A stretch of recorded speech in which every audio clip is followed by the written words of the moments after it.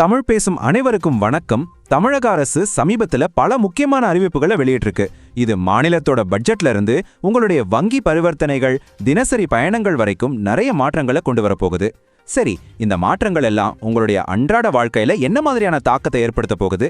இதனால உங்களுக்கு என்னென்ன நன்மைகள் கிடைக்கலாம் அல்லது என்னென்ன சவால்கள் வரலாம்? வாங்க இந்த முக்கிய அறிவிப்புகளை பத்தி ஒன்னொன்னா விரிவா அலசலாம். முதல்ல மாநிலத்தோட ஒட்டுமொத்த நிதி திட்டமான பட்ஜெட்ல இருந்து ஆரம்பிப்போம். அதுக்கப்புறமா இந்த அறிவிப்புகள் நேரடியா உங்க பணப்பையையும் உங்க பயணங்களையும் எப்படி மாத்த போகுதுன்னு பார்க்கலாம். கடைசியா எதிர்காலத்துல வரப்போற அரசியல் மற்றும் தொழில்நுட்ப மாற்றங்கள் என்னென்னு தெரிஞ்சுக்கலாம். இப்போ நாம பார்க்க போறது முதல் பகுதி, தமிழக பட்ஜெட் வரைபடம். எந்த ஒரு அரசாங்கத்தோட செயல்பாட்டுக்கும் நிதி ஆதாரம் தாங்க முதுகெலும்பு. அந்த வகையில வரப்போற 2026-27 நிதியாண்டுல தமிழக அரசு தன்னோட வருவாயை எந்தெந்த முக்கிய துறைகளுக்கு ஒதுக்கீடு செய்ய போகுதுன்னு இப்போ நாம தெளிவா பார்க்கலாம். இந்த நிதி ஒதுக்கீடுகளை பார்த்தாலே அரசாங்கத்தோட முன்னுரிமைகள் என்னன்னு நமக்கு நல்லாவே புரியுது. மாநிலத்தோட எதிர்காலத்தை உருவாக்கக்கூடிய பள்ளி கல்விக்கு மட்டுமே சுமார் 48,534 கோடி ரூபாய் ஒதுக்கப்பட்டிருக்கு. அதே மாதிரி மாநிலத்தோட பொருளாதார வளர்ச்சிக்கு ரொம்ப அவசியமான நெடுஞ்சாலைகள் துறைக்கும் ஒரு பெரிய பங்கு ஒதுக்கப்பட்டிருக்கு. இதுக்கு நடுவுல சமூக நலத்திட்டமான மகளிருக்கான இலவச பேருந்து பயண திட்டத்துக்கும் 4,000 கோடி ரூபாய் ஒதுக்கீடு செஞ்சிருக்கிறது. இந்த திட்டத்தை அரசு தொடர்ந்து முக்கியத்துவத்தோட முன்னெடுத்துட்டு போறதா காட்டுது. ஆனா இந்த நலத்திட்டங்களுக்கெல்லாம் பின்னாடி இருக்கிற நிதி யதார்த்தத்தையும் நாம பார்க்கணும். வரவேற்கிற நிதியாண்டுல அரசாங்கத்தோட வரவை விட செலவு அதிகமா இருக்கும்னு கணிக்கப்பட்டிருக்கு. இந்த வருவாய் பற்றாக்குறை கிட்டத்தட்ட 49,000 கோடி ரூபாயா இருக்கும்னு மதிப்பிடப்பட்டிருக்கு. இது அரசாங்கத்தோட நிதி நிலையில ஒரு முக்கியமான சவாலா பார்க்கப்படுது. இது மாநிலத்தோட ஒட்டுமொத்த நிதிச்சூழலை நமக்கு இன்னும் தெளிவா புரிய வைக்குது. மாநிலத்தோட மொத்த கடன் சுமை 10.71 லட்சம் கோடி ரூபாய்ங்கிற ஒரு பிரம்மாண்டமான அளவை எட்டியிருக்கு. இவ்வளவு பெரிய கடன் சுமை தான் அரசாங்கம் எந்தெந்த திட்டங்களுக்கு எவ்வளவு செலவு செய்ய முடியும், இல்ல புதிய வரிகளை விதிக்கலாமா வேண்டாமான்னு தீர்மானிக்கிற ஒரு முக்கிய காரணியா இருக்கு. இப்போ நாம இரண்டாவது பகுதிக்கு வந்திருக்கோம். அதுதான் உங்கள் பணப்பை. மாநிலத்தோட பெரிய நிதி நிலவரத்தை பார்த்தாச்சு. இப்போ அந்த மாற்றங்களோட தாக்கம் தனிப்பட்ட நம்ம ஒவ்வொருத்தரோட நிதி நிலைமைக்கு எப்படி வரப்போகுதுன்னு பார்க்கலாம். குறிப்பா வங்கி மற்றும் கடன் சம்பந்தமான விதிகள்ல சில முக்கியமான புதிய மாற்றங்கள் வந்திருக்கு. ஆமா, இந்திய ரிசர்வ் வங்கி சில புதிய விதிகளை கொண்டு வந்திருக்கு. இது இனிமே நாம பணத்தை கையாள்ற முறையில சில மாற்றங்களை ஏற்படுத்தலாம். அது என்னென்ன மாற்றங்கள்னு ஒன்னொன்னா பார்க்கலாம் வாங்க. இந்த புதிய விதிகளோட முக்கிய நோக்கம் பெரிய அளவிலான பண பரிவர்த்தனைகளை எளிமையாக்குறது தான். உதாரணமா, இதுக்கு முன்னாடி 10 லட்சம் ரூபாய்க்கு மேல நீங்க ஒரு சொத்து வாங்கினாலே பேன் கார்டு கட்டாயமா இருந்துச்சு. ஆனா இப்போ அந்த வரம்பு 20 லட்சமா உயர்த்தப்பட்டிருக்கு. அதே போல ஒரு வருஷத்துல 50,000 ரூபாய்க்கு மேல ரொக்கமா டெபாசிட் செஞ்சா பேன் கார்டு தேவைப்பட்டுச்சு. ஆனா இனிமே அந்த வரம்பு 10 லட்சமா உயர்த்தப்பட்டிருக்கு. இது நிறைய பேருக்கு ஆவணங்கள் சம்பந்தமான சிக்கல்களை குறைக்கும். இது நுகர்வோர் பாதுகாப்புல ஒரு மிக முக்கியமான நடவடிக்கைன்னு சொல்லலாம்.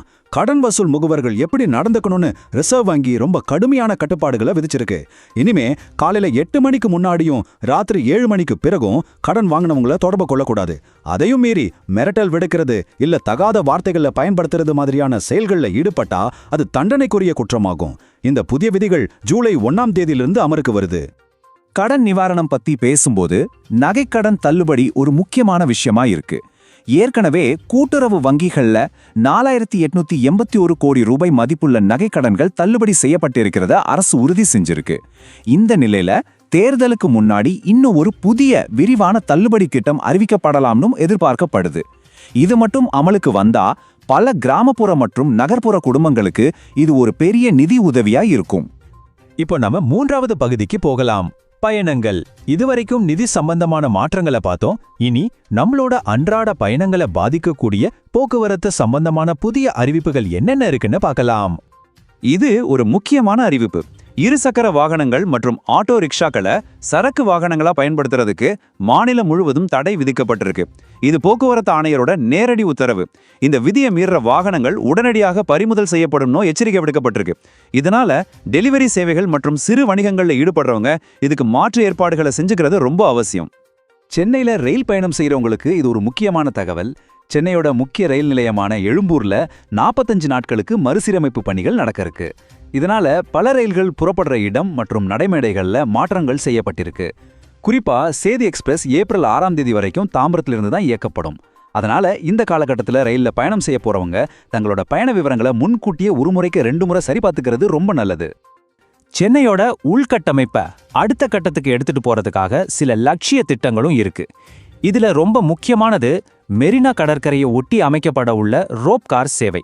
இது சென்னையோட சுற்றுலா மற்றும் போக்குவரத்துல ஒரு புதிய பரிமாணத்தை உருவாக்கும்னு எதிர்பார்க்கப்படுது. சரி, இப்போ நாம கடைசி பகுதிக்கு வந்திருக்கோம், எதிர்காலம்.